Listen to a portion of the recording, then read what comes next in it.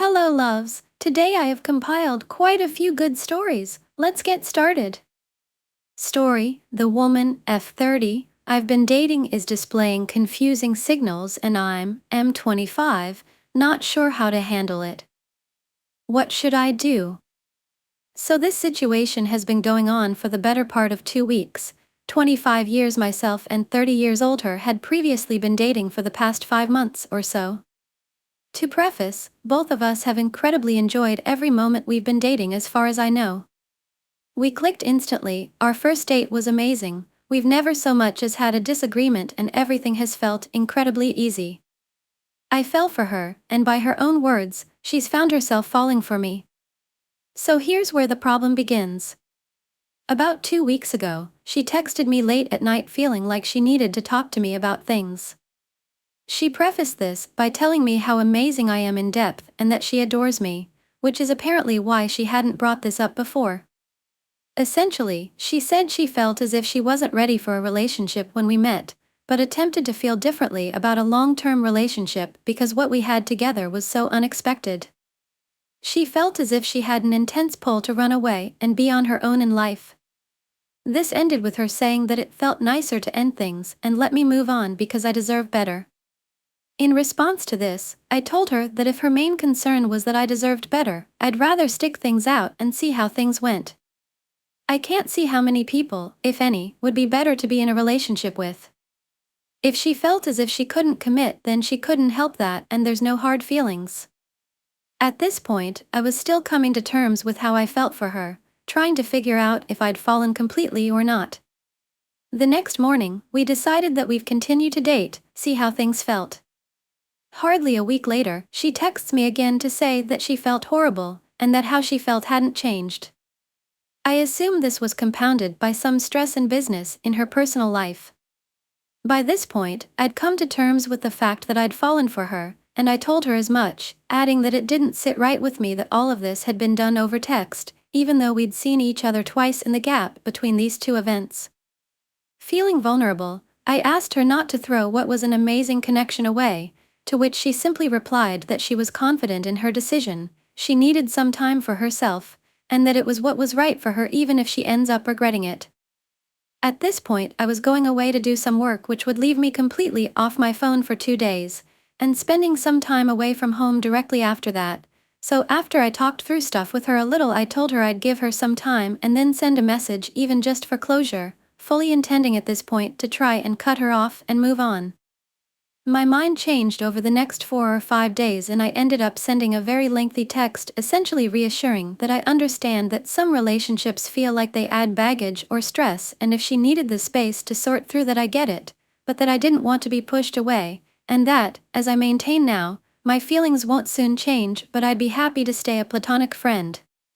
I suppose in the back of my mind I hope that if and when she felt ready for a relationship, I'd be waiting to pick up where we left off, but that would feel crass and unfair to say, and add more pressure to what seems like an already difficult situation. I genuinely felt, and feel, as if this person might be my soulmate, and I'd hate myself if I let the possibility of exploring our relationship further slip away by doing what she suggested and moving on. I told her to really take her time to consider what I said. She took a few days to reply, assuring me that she was trying to come up with a response that made sense. Then a couple more. Apparently, writing and rewriting drafts, not knowing what to send. Eventually, today, she put it into words. She'd like to remain friends, but that she couldn't give me the pretense that it might lead to more again. She said she doesn't want our relationship to leave me thinking that I couldn't have that connection with someone else, and that thought of me being happy with someone else who's right for me makes her happy, and that she doesn't want to hold me back from it. For various reasons, both of us are very picky about our type, and she and I are both fully aware that I would find it ridiculously difficult to find someone with a similar connection. I did say that I might step back into the dating pool, but that in all likelihood, we would both be single while we are friends. This, minutes later, is when she began making offhand jokes about us dating again, joking that I might complain so much about dating that the only solution to stop it would be to date me again, which I dismissed as a deflection of the serious topic. Then, not 30 minutes of idle friendly chat later, she mentioned that time changes things, and when I added to that, saying that without trying to sound deluded, neither of us know how we'll feel in however long, at worst I'll have a good friend who knows me intimately, she first sent that is pretty deluded, then I could be an awful friend. Now, I'm a bit of a chronic overthinker, but that really hit me as an attempt at a joke to confirm that she might want to reconcile in the future. I suppose what I'm thinking is, there has been so much non-committal language used since the start of this. A complete refusal to imply that we'd get together, and gentle nudges for me to find someone else, but also a seeming desire for me to stay around despite the fact she was falling for me before deciding to go it alone. I've 25 years old been dating a woman 30 years old for 5 months, and although we clicked instantly and had an amazing connection, she recently decided to end things, citing a need to be on her own despite still having feelings for me. While she wants to remain friends and doesn't want to give me false hope, her mixed signals and jokes about possibly dating again have left me so confused. I feel as if I should also add that every conversation we've had since the start of dating, we've been very candid, honest, and mature with each other. There have been no games, no mincing words, and a lot of trust. Which is why some of these things seem so odd.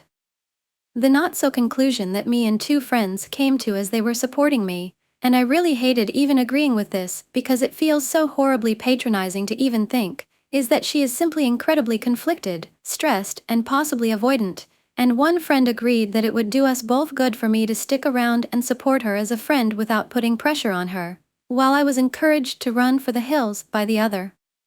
But I'm ultimately lost, so I'll open it up to the masses. Story, Attica's Rough Draft, a true short story. Ready or not, here I come. My brother yelled from the darkness. As I crouched in the shadows, the night bugs hummed around me, their tiny wings creating a symphony of soft, rhythmic buzzes. I strained my ears, listening intently for any sign of movement from my brother, who was out there somewhere, hunting for me in our game of flashlight tag.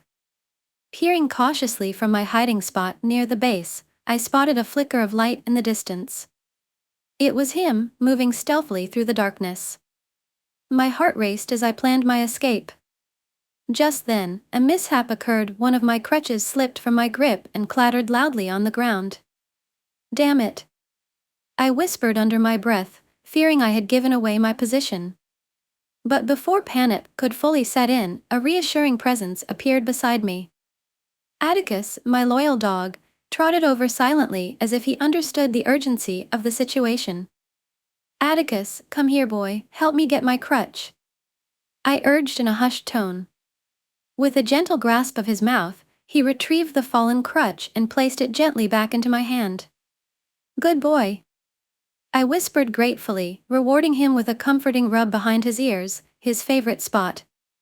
With my crutch secure once more, I didn't waste a moment. I took off running towards base, relying on Atticus to cover my retreat. The night bugs continued their serenade as I sprinted through the darkness, heart pounding with exhilaration. I could hear my brother's footsteps closing in, but I was determined to reach safety.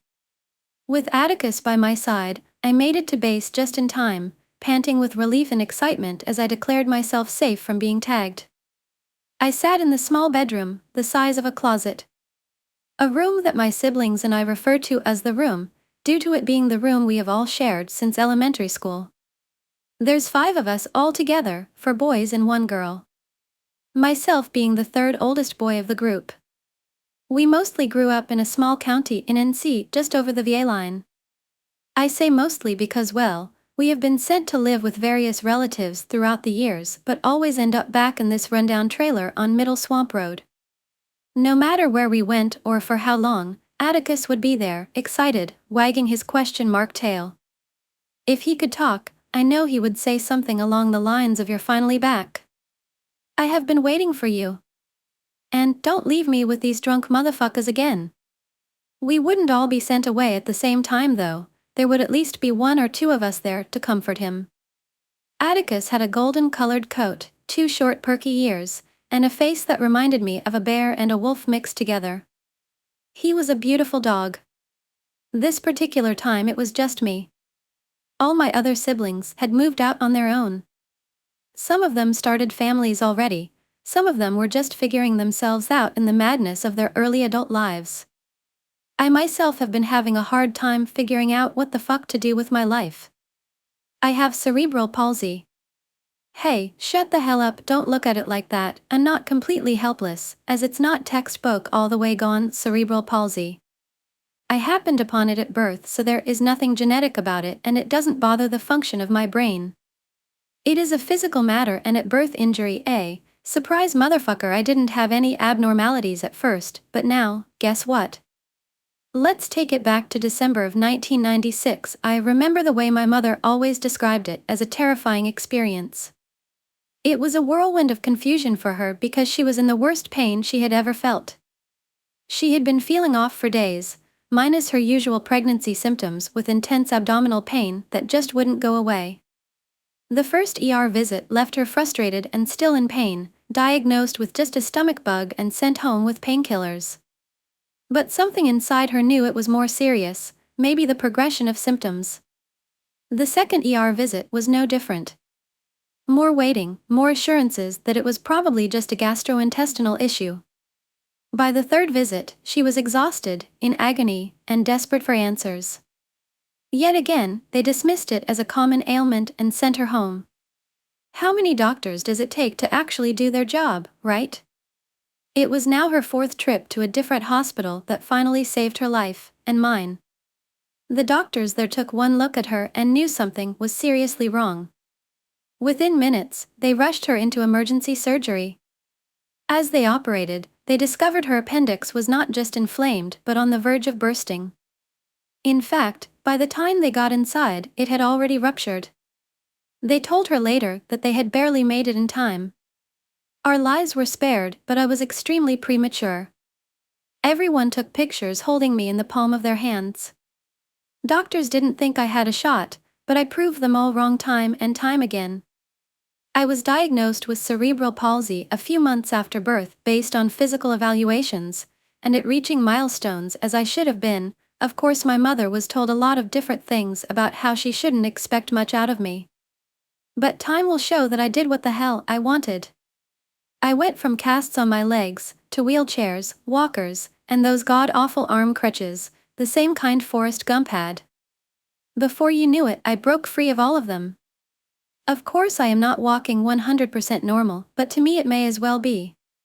I honestly am not sure if it's good or bad, but my parents and my siblings never treated me as if I were physically incapable of anything, so for a while that's really what I thought, regardless of the blatant fact that I walked differently than anyone else around me. The room we shared didn't have much a shitty squeaky bunk bed, and where I mostly sat in an old computer chair that barely fit in the room, not the most comfortable chair, at that. Like most of my days, I sucked down a bottle of 1800 blasting some of my favorite songs from our old computer's speakers. Atticus walked up and licked my hand, trying to get my attention. I know, Atticus, I'm not shit. I said to him as I let out a drunken burp.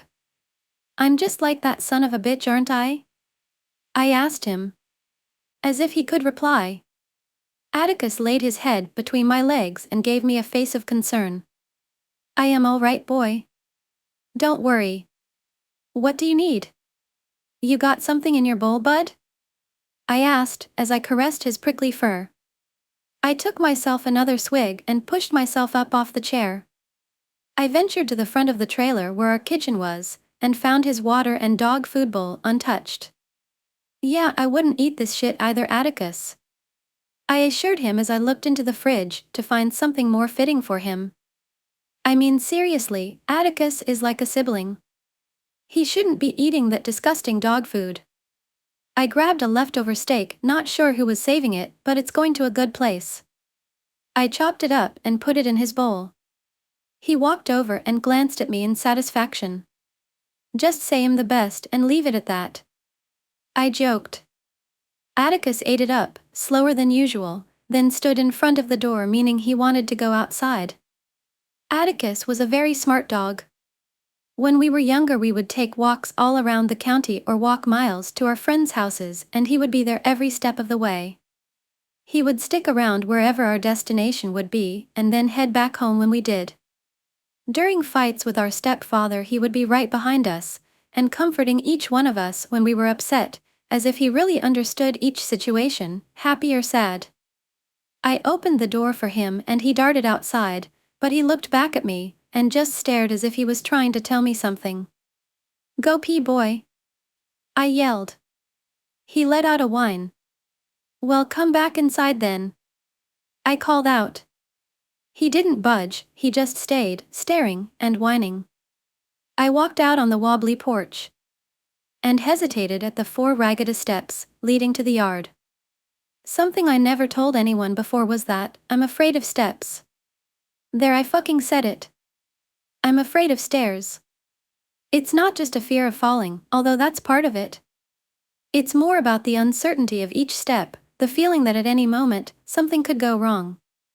Even on wide, sturdy staircases, I feel a tightening in my chest as I approach each step. It's like my mind fixates on all the ways I could slip or lose my balance, even though I know logically that the chances are slim. Going up feels like a relentless climb, and going down feels like a plunge into the unknown. The fear intensifies in unfamiliar places or when the steps are old and creaky. It's a constant battle between wanting to conquer this fear and feeling paralyzed by it. But it's not too irrational for me to have this fear when you think about my condition with my legs. I sat down on the first step and watched. Atticus was content with this as he went out a little further and cocked his leg to pee.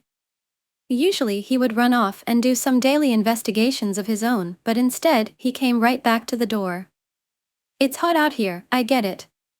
Let's carry our asses back in the AC and relax a little before they get back home." My stepfather and mother went off somewhere for the day. I suppose they were gone before I got up, and now that we are all older and most of us are moved out, they do that often these days. I never know where they go and I never give a shit either. I plunged myself on the living room couch, feeling the effects of the liquor now. What the hell am I doing getting drunk anyways? I have a cousin who one time made a joke asking if I walk straighter when I'm drunk, instead of how people who walk normally would walk crooked when they become too intoxicated. So hilarious, right? Yeah, I think about that sometimes when I'm drinking. The fucking audacity. Anyways, I find myself getting drunk more and more often now. I used to talk shit about my mother and stepfather for it, pissed off about the loud music blasting from the living room every damn night, school the next day or not. My mom coming in with her 21 drunk questions and the drunken fights that would honestly happen more of the time when they were sober. Ugh, I vowed to never be that way. But here I am, alone drinking. Wow. I really got it all figured out. You know, Atticus, life's been pretty crazy lately, huh? Atticus sat there, wagging his tail, looking up at me with bright eyes. Sometimes I feel like you're the only one who really gets me. Mom and James just don't understand. Atticus laid his head down in my lap as if in agreement. I wish I could take you everywhere with me, you know? Take you away from this bullshit. You've been dealing with crap just about as long as all of us. This made his ears perk up closer together. But hey, no matter what happens, you'll always be my buddy. We'll get through anything together. We always have. And, I don't say it enough, but I love you, Atticus. You're the best dog that I could ask for. Atticus, happy, nuzzles my hand affectionately. I remember one of the first nights where Atticus showed his loyalty, the chaos swirling around me as my stepfather's rage erupted. He was throwing things, breaking whatever he could get his hands on. I was scared, cowering in the corner, feeling helpless and small. But then I felt Atticus beside me, his warm body pressed against mine, a silent reassurance that I wasn't alone. Atticus, usually so gentle and playful, was different that night.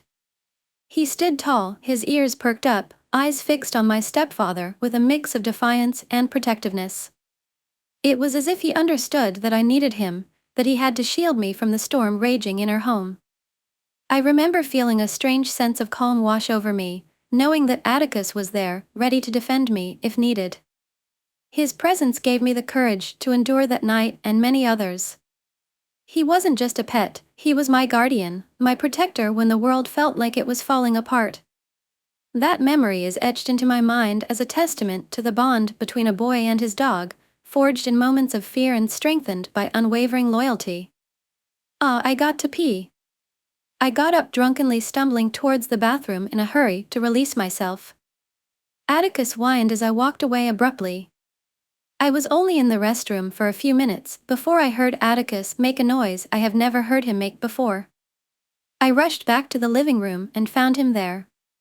Standing in the middle of the room, perched up as if he were giving me a salute. "Atticus, what's wrong?" I asked. Before I could make it over to him all the way, he collapsed right in front of me.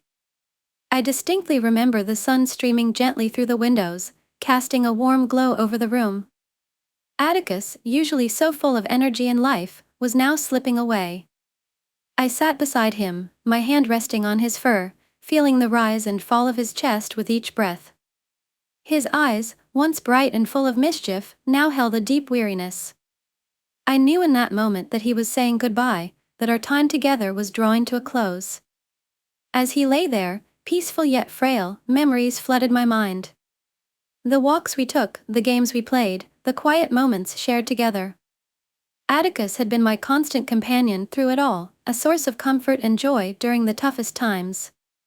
I whispered words of love and gratitude, thanking him for the years of loyalty and companionship. Tears streamed down my cheeks as I watched him take his last breath, his gentle spirit leaving his tired body. In that quiet room, surrounded by memories of our time together, I felt a profound sense of loss and yet, also a deep gratitude for having been blessed with such a remarkable friend. Oh, I cried. I cried like a little kid. I was that little boy with the crutches again. I couldn't believe it. He died right in front of me. He waited for it to just be him and I. Why? Of all fucking people, Atticus, you know I am not physically capable of helping you. Atticus, come on, you got to wake up, bud. You got to wait for Mom to get home so you can have a proper burial. I can't move you from here. I cried to him. Get yourself together. I ordered myself. You aren't completely helpless. Everything he has ever done for you, maybe he wanted you there in this moment. I stood up and tried to cradle Atticus in my arms, but to my surprise he was heavier than I expected. He fell right out of my arms and back onto the living room floor. Fuck. Why? Why the fuck is this happening? I asked. I took a few breaths and I picked him up again, with the same outcome, him falling limply to the floor. I ran back to the room and grabbed my phone. Took a few breaths and called my siblings, my mom and my stepfather. No answer. Of course. I can do this, I know I can. I can do this for you, Atticus. I told myself. I went out back and grabbed the shovel perched up on the back porch and threw it down on the dirt. I held on to the side railing and slowly took each step one by one. Once I reached flat surface, I yanked up the shovel and started digging. Digging a hole for Atticus was both heartbreaking and cathartic. With each scoop of dirt, I felt the weight of our years together, the joy and the pain, settling into the earth. My balance, weakened by cerebral palsy, struggled against the stubborn ground, but I was determined to give him a proper resting place. As I dug, memories flooded my mind, Atticus bounding through the fields, his tail wagging furiously, our quiet moments together, where he would nuzzle close, offering comfort without words. He had been more than just a pet, he had been my companion, my confidant, my friend. The hole grew deeper, the sun casting long shadows around me. I could feel Atticus' presence, as if he were guiding me through this final act of love. Each shovelful of dirt was an offering, a tribute to the bond we shared. Finally, the hole was deep enough. Now I had to figure out how to get him into it. Once inside, he was still there, spread out on the carpet, his final resting place. This time I scooped him up in my arms and headed towards the back door. With each step I held him tight and balanced myself along the wall. It seemed like forever until I finally reached the outside. The fucking steps. I can't do this, there is no fucking way. I told myself. My legs are fucked, my balance is fucked. I'm gonna fall and break my fucking neck. Then, they will be burying us both. I thought to myself. I gently laid him on the top of the first step. I'm so sorry, Atticus. I whispered as I slowly let him roll down the stairs. I'm so fucking sorry. Tears fled down my face as I watched him tumble to the ground. I slid down behind him, crying. I grabbed him back up with all the strength I had as I took each step, slow and with purpose. Finally making it to the newly dug hole, I gently lifted Atticus up more, cradling him in my arms one last time. Tears streamed down my face as I laid him to rest. I sat there for a moment before picking up the shovel again. As I readied myself, I heard their song from above, a vulture soaring high in the sky, its broad wings outstretched, riding thermal currents. With its keen eyesight, it spotted us below. Circling effortlessly, it began a graceful descent, gliding down with precision. As it reached the ground, I yelled as loud as I could, and I stood up as tall as I could to scare it off. Go the fuck away. I yelled with tears in my eyes. I hate those disgusting creatures, and now in this moment, even more. I picked up the shovel and began shoveling in the dirt as fast as I could to keep Atticus safe from the nightmarish creature. I won't let them get you, I assured him as I continued to cover him beneath the earth. Finally, once completely covered and secure below the surface of dirt, I fell back and lay next to it. You've been a good boy, Atticus, even when times were bad, I whispered. As I lay there, gazing at the mound of freshly turned soil, a sense of peace washed over me. Atticus may no longer be by my side, but his spirit will forever live on in the memories we created together. Now that I'm older, he could finally give in to his old age. Atticus has been through so many things throughout his lifetime, and nothing could take him away, not until he was ready to go. As I glanced down at my hands, dirt embedded beneath my nails and dog hair clinging to my skin, a wave of emotions washed over me. The scent of Atticus's fur, so familiar and comforting, mingled with the earthy smell of soil, triggering a flood of feelings. Tears welled up in my eyes as I realized how much I missed him, how his presence had always been a source of comfort. His absence now felt more profound than ever, and seeing the remnants of our shared adventures on my hands brought a poignant sense of loss. Losing a dog is more than just losing a pet. Dogs have an unparalleled ability to love unconditionally. They become intertwined in the fabric of our daily lives, sharing in our joys and soothing our sorrows with a wag of their tail or a gentle nuzzle. When they're gone, the emptiness is profound. The house feels quieter, their favorite spots vacant. Their absence leaves a void that no other relationship can fill, a bond so deep that it transcends words. Losing a dog is losing a part of oneself, a piece of the heart that forever holds their paw prints. Story, WIBTA for cutting contact. My husband and I, am 28 and 28 years old, got married at the end of the summer, beginning of fall last year. We planned our wedding for 2 years, and during that time we had a lot of fights with my in-laws, his parents. One of these was the fact they had gotten upset we couldn't afford to invite 75 of their friends. Not family friends, strictly their friends, whom we've never met. We tried to compromise and invite some, but they made it clear it was all or none, so we invited none. They offered to gift us a honeymoon and pay for the rehearsal dinner, which we were grateful for. The rehearsal caused a whole fight. They decided to book it 2 hours from our venue, 5 minutes from their house. Because it was more convenient for them, but it was not convenient for us, our bridal party, or literally anyone else invited. Ultimately, they changed it to a place an hour 15 from the venue, 30 minutes from them. Our honeymoon wasn't really a gift. Previously said honeymoon was gifted to us in 2019 for Christmas, and we were planning to go in August 2020. With the pandemic, we couldn't go as travel to this country wasn't allowed. In 2021, they decided to use our gift for themselves, so we never actually go. So they gifted it to us for our wedding. After we got married, life became hectic with moving, then the holidays, then 2 deaths in our family, illness, job loss, etc., but we made it clear we wanted to go for our anniversary. Now, they are again, using our gift for themselves. I'm beyond annoyed. This is the second time they have done this. I went out of my way to renew our passports for this trip and they told us yesterday they were going on it. They leave tomorrow. Plus our wedding card was an IOU. They demanded we pay them back for a table they bought us as a moving gift. Even though they specifically said it was a gift when they bought it. I'm sick of them giving gifts then expecting to be paid back, or they use them. They're constantly complaining they're broke, but they're not. They are very well off, their house is worth over 1M, they have the newest cars, newest phones, always eat out, and go shopping at least 5 times a week. I'm sick of them acting like this, treating my husband poorly, telling us we make poor choices. We don't, we choose to live a modest lifestyle and they don't. I want to cut contact because it seems like they're going to keep doing this, and the favoritism for sale. Who lives just like them is unreal. They'll give her thousands they paid the down payment on her first home, as well as $50K for her wedding. But my husband owes them money for gifts.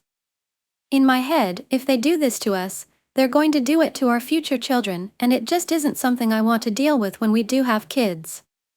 Story, AITA for wanting to distance from my mom. I'm an 18-year-old female who has shitty, awful, narcissistic, emotionally absent, idiotic parents. They have done absolutely nothing for me within my 18 years of life except make my life a living hell. My biggest fear is becoming like them, and I feel like I'm at the beginning. A bit of info on them both. My dad is 60 years old, my mom is 57 years old, and they've been married for double-digit years. How many exactly? It's like in the 20-year range, I think. We all live together, only them two and I can't remember much, but all my life it seems they've always put themselves first for everything. They've never shown me any support or emotions or anything. They have never said they love me in my entire life. They have never expressed their feelings about anything ever. We don't talk about life or the past or the present or the future, nothing. When I do talk to them about anything, I show no expression. I even feel uncomfortable around them if I'm smiling too much. When I talk to them, I speak with a blank expression. They have seriously messed me up so bad both emotionally and mentally. They have caused me to lose so many friendships, potential partners because of my mental, emotional state caused by them. I feel I have been neglected all my life. Those two people were not meant to be parents because all they care about are themselves. My mom has 4 kids, but they all have different fathers. She did not raise any of them, except one, which is one of my half-brothers. I made he speak like 2 sentences to whenever I actually see him. She would choose him over me any day. He's 25 years old and she literally does everything for him. She gives him money for food frequently, washes his clothes all the time, freaks out if he isn't answering his phone, visits him nearly every day. He lives elsewhere. It's very strange. I used to be really upset about it, how someone I call my mom could favor someone so much over their own daughter, but I don't care anymore because over time I have lost respect for her. My dad, on the other hand, has had 1 kid with someone else who he left, calls every now, then to pathetically ask to borrow money when he's in a rut. How sad. I'm the only child they've ever actually stayed to raise. These people were not meant to have children. I hate to bring it up because it's almost a forbidden topic to talk about with them, but their past is filled with nothing but criminal shit, narcotics, poverty. They have nothing going for themselves. Neither of them work or do anything. I wanted to mainly talk about how fucked up I am, but I have to tell you how I got to this point, which I feel is them to blame. Here at home it's nothing but pure misery, like jail, but worse. It's been nearly a month since school ended and I haven't been out of my home since. My last day of school was June 20th and it's now July 16th. Every single day since the 20th I have been in my room literally rotting and crying almost every single day. I'm almost certain I have clinical depression. I have considered going to a therapist. I even went to my doctor in May, who I haven't been to in nearly 2 years, and all they kept saying is how sad I look, how things get better, etc., etc. I have lost multiple pounds.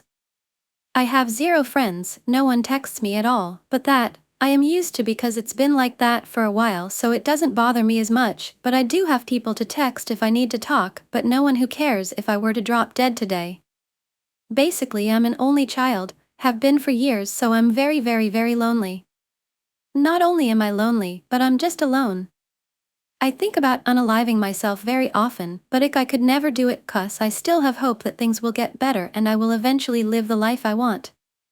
It's summer, but when school was in my depression was at a peak, I feel I had an F in every single class. I just had zero motivation. I just couldn't bring myself to do any work 'cause I didn't see a point. I hardly looked at my grades 'cause they would still be Fs. Last time I checked my GPA before school ended and it was in the zero range. I'm not an idiot, I knew how to do all the work, I just couldn't bring myself to do it, couldn't figure out why. I have always been depressed for years and it's just gotten significantly worse over time. The only reason I would go to school was to socialize, I never did the work. What I'm going to do with my life. It's so bad. Everything is bad. This isn't even all of it, it's so much more to say. My home is misery, it's dreary, dull, depressing. My mom leaves home every day for hours to stroll town, get groceries, stuff 'cause being here depresses her and I understand. My dad sits around all day sleeping, staring at television or in his phone arguing with a scam caller or doing paperwork ABT who knows what. He doesn't want to work 'cause no one else is doing anything, he didn't say that but and my mom has never worked and I have been trying to get a job so I can get out this misery home and not be broke all the time. I would not wish these two people as parents on my worst enemy. When PPL my age mention kids, how they want to have them, I always say how I would never 'cause I hate them so much. But the truth is, I'm just scared I would fuck them up as bad as my parents did to me. Story, AITA for not planning to be stranded in Seattle. Okay, for some background, me, she, he, 20 years old and my best friend Bunny they, 21 years old have been friends for over 4 years now, since I was 16 years old. If there was any reason for me to believe in the whole twin flame ideology, it would be Bunny. They've just understood me in a way no one ever has, stood up for me in a way no one ever has, and we've seen each other at our worst. When I tried moving out on my own at 18 and couldn't afford to eat, Bunny would buy me salad kits and help me with groceries and would sometimes even come over and cook for me on her dime to make sure I was fed. When Bunny was having trouble getting out of her abusive relationship, I worked with them to improve her confidence, and I chose to trust them first and foremost. For 4 years I've known my life to be me and Bunny against the world. I trust Bunny with my life because that's such a given, Bunny would always have my back. Our relationship sort of changed when Bunny started dating her current boyfriend. Don't get me wrong, he's a great guy, he makes my best friend laugh and feel secure, and he does trade work that means that they got to move away from Bunny's emotionally abusive mother and Bunny gets to work and pay for their own college and he can support most of their living costs. They've been dating for 2 years now. Bunny has had a hard life and I'm insanely proud of where they are now. The problem is that ever since they started dating, I've noticed that attention toward me has definitely fallen to the wayside. Not in a way, and not the only thing my best friend cares about. Sort of way, in more like a we plan to hang out, but he's texting her the entire time and they won't put the fucking phone down, so I literally don't have any of their attention at all sort of way. I've tried befriending him to make it easier, but he is literally like a brick wall with me. I've asked repeatedly if he doesn't like me and they insist he's just shy, but I think there's a difference between shy and just not trying. Her life is also definitely hectic.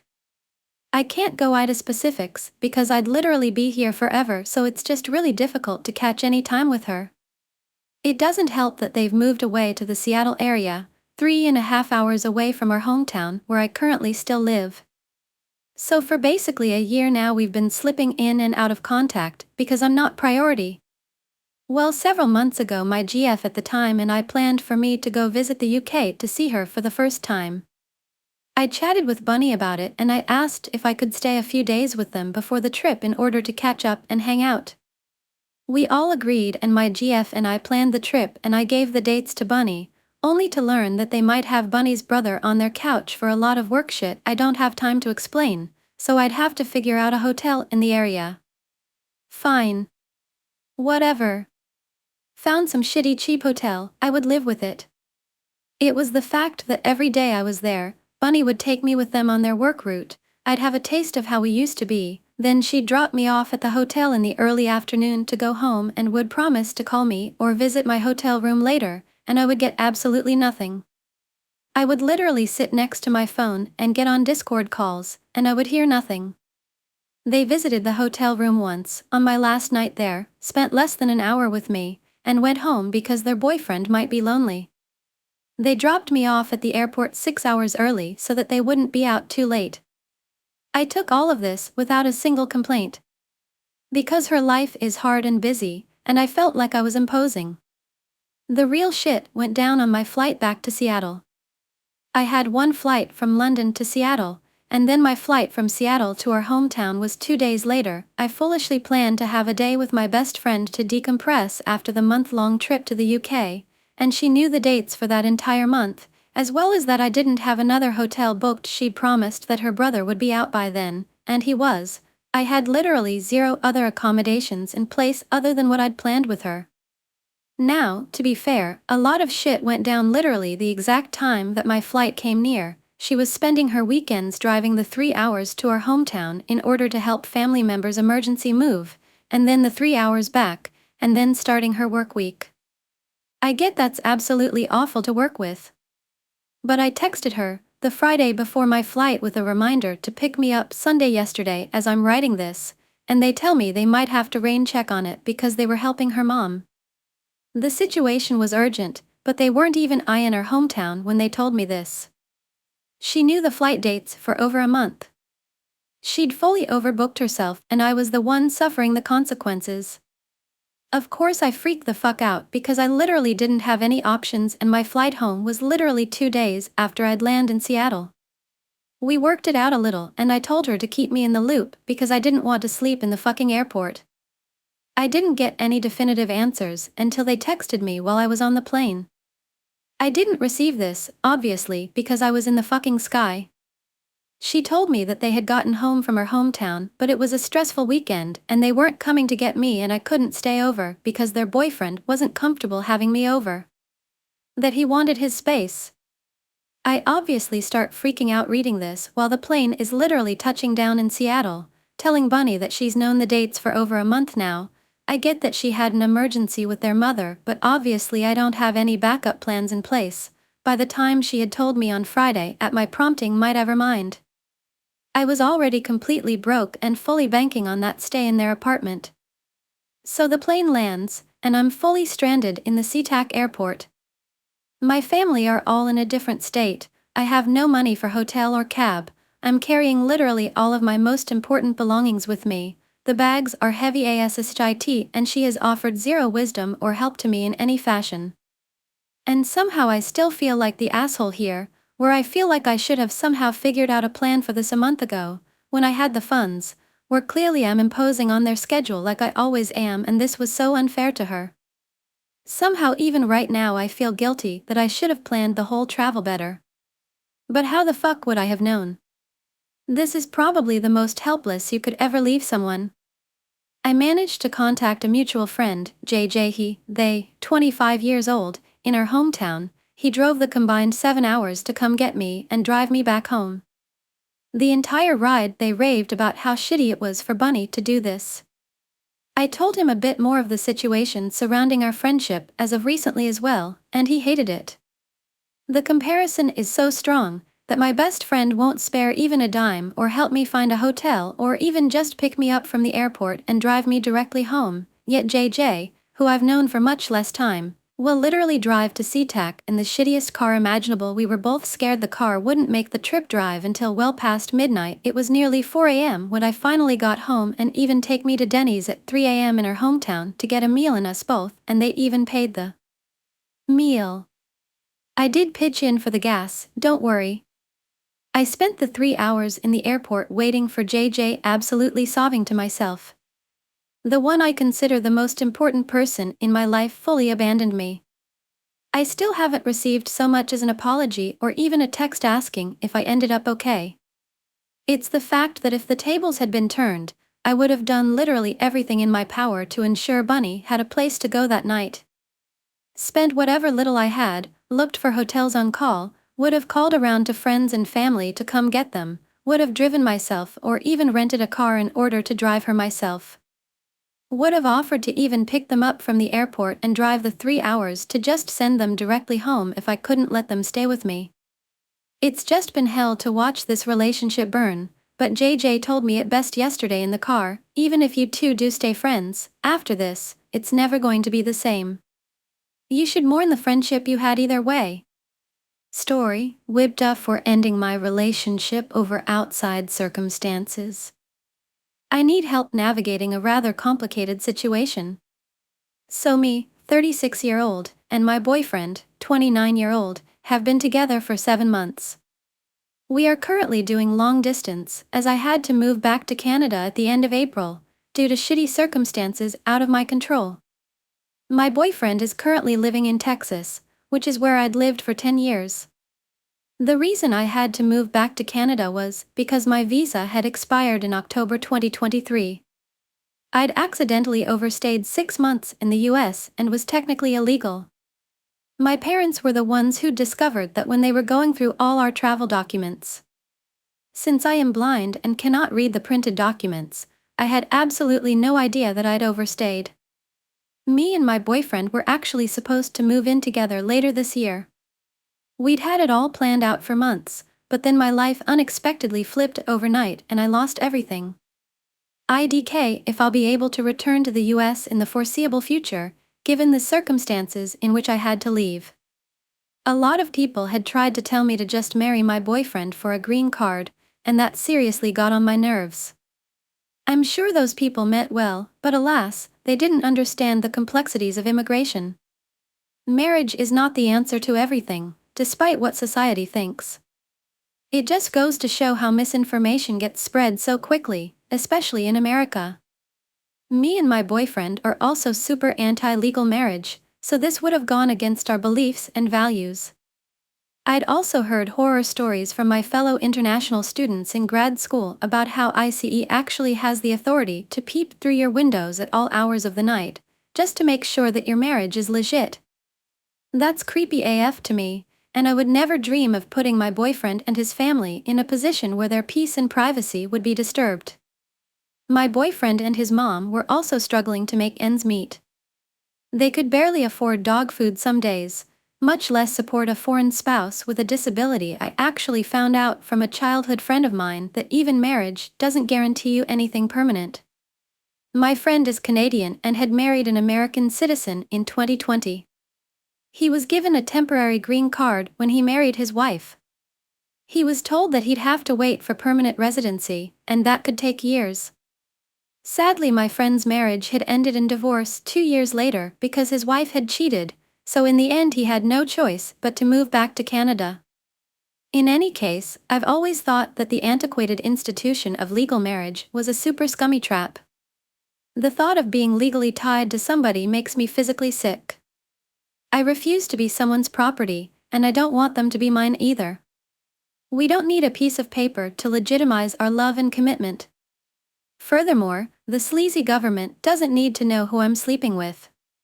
I'm scared that me and my boyfriend's relationship might not be able to survive this.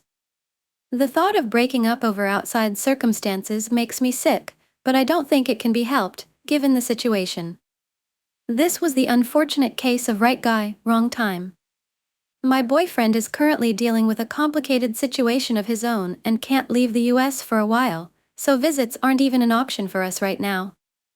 So, would it be unfair to keep holding on to a relationship, given that our future has so many unknown variables? For the record, I am not interested seeing other people, and neither is he. I've had a few talks with his mom, which he doesn't know about, and she said that he's been really upset and depressed for the last few months. He and I have talked on the phone and FaceTimed since I've been back in Canada, and it's just so sad for both of us. At this point, we're not sure when, or even if we will see each other again. His mom doesn't think that it's healthy for either of us to stay together right now, and honestly, I get where she's coming from. I seriously love this woman and consider her the mother I never had. Therefore, I have a lot of respect for her. I have a feeling that I will probably have to be the one to initiate the breakup. The good news is that my boyfriend does want to move to Canada eventually, as he hates living in the US, especially Texas. Even though it's not in the cards for him right now, perhaps it will be someday, but unfortunately that will be later rather than sooner. Story: AITA for breaking up with my girlfriend due to her mental health issue. My 21 years old, 22 years old girlfriend and I have been dating for 2 years. We met at college. She is a senior in computer science graduating in December and I'd just finished my junior year in health science. Neither of us has jobs during the school year. We both live in the dorms on campus and are together all the time. Our school is in a small town that only has a 2-screen theater and a couple fast food and pizza places, unless you drive over 30 minutes to the next town, so it is pretty isolated. During the summer and breaks, we live an hour apart so we don't see each other every day. When we first met and started dating, everything was great. We had similar interests and enjoyed doing things together, but we also had our separate friend groups that we hung out with only a few mutual friends. Over time though, she started getting more clingy and protective of her time with me, and every semester it got worse to the point where she was almost constantly suffocating me. I already spent almost every moment that we were not in class with her, and it interfered with attending evening study groups and hanging out with my other friends. When she didn't have class, she started begging me to skip my classes to stay with her. She used to be a little sad when I would want to hang out or study with my friend group in the evenings, but that progressed to her crying and begging me every time not to hang out with them and to spend more time with her. When I was in class, she constantly texted me asking when I would be done and could come and see her. When we were hanging out, every time I got up to go to the bathroom or get a drink, she would jump up and ask where I'm going and why I am leaving. I tried explaining to her that we spend almost all our time together and it's not that I don't want to be with her, but I want to spend time with other people sometimes too. That did not go over well, and she cried for hours, saying she was lonely and didn't understand why I didn't want to stay with her. I asked her why she is so determined that I spend all my time with her and never see my friends, and she said it is because she knows she is going to graduate soon and get a job, while I will still be in school for another year, so she wants to spend as much time with me as we can now, but it's gotten to the point where she is so dependent on me being with her at every moment that it is affecting my studies and my other relationships. I have suggested many times that she try therapy. We even have free counseling provided at school, because it seems like this is not normal behavior and I feel like she has unrealistic relationship expectations. She has always refused and said I am overreacting. The final straw was right before the end of the semester. Since we don't have a lot of extra money to go on fancy dates, we usually go to the movies or to a fast food place.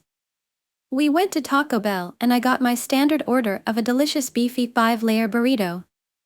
For some reason, the guys who work at this particular Taco Bell have a habit of putting almost all of the filling at one end of the burrito, so one end has almost nothing and the other end is stuffed. I typically take a minute to squash the burrito around to even out the filling. She was sitting across the table from me as I was doing this and started sobbing. I asked her what was wrong and she looked at me and yelled, "You touch that burrito more than you touch me." It had been building up for months that I had less and less feelings for her because of how needy she was, but I finally lost all romantic feeling for her in that moment. The next day I broke up with her, and it went even worse than I was afraid it would. I knew she would be upset and would cry, which she did, but she also screamed at me for hours saying that I was abandoning her when she needed me and all she wanted was to spend time with me because she loves me and there's nothing wrong with that, and finally threatened to hurt me and herself. I told her I was sorry things turned out this way, but that I couldn't continue to be in a relationship with her because of the way that she tries to control all my time and that I didn't really have feelings for her anymore. I went back to my room and she caused a scene several days in a row, banging on my door demanding I let her in so we could talk, and eventually my RA had to ban her from the dorm.